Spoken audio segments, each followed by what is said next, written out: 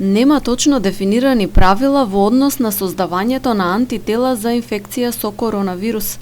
Искуствата на лекарите донесуваат различни примери. Се случувало пациенти кои ја прележале болеста да имаат мали вредности. Кај лица пак кои немале симптоми, а си направиле рутинска проверка, се докажале развиени силни антитела. Тргнувајќи од прашањето дали имаат имунитет против ковид, голем дел од гостиварци изминатите месеци се одлучија да извршат анализи за антитела. Од досега, јануари, февруари, март, еве веќе почеток на април, имаме направено негде околу 500 тестови и интересот е на вистина голем кај пациентите. Се интересираат и тие што ја прележале болеста, тие што не прележале и тие што мислат дека дошле во контакт со заболени или имале некој болен член во фамилијата. Сега во однос на резултатите различни се. Некои што прележале поодамна може да излезе негативен тестот, односно да немаат имуноглобулини Г, што е показател за имунитет.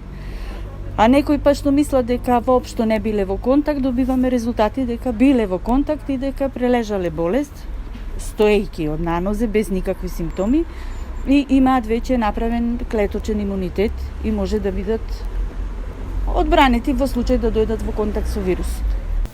Во период кога почна имунизацијата на населението против коронавирус, граѓаните се советуваат со лекарите дали во случај кога им е докажано присуство на антитела, се препорачува да примаат вакцина.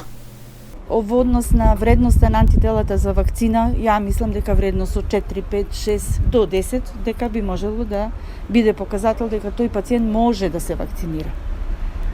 Макар што повеќе тоа имунолозите би можеле да го кажат, меѓутоа јас еве од лично искуство, јас ја прележав болеста во ноември месец, имав антитела, но се вакцинирав од Спутник првата доза, еве сега утре ми е наред втората ревакцината од Спутник.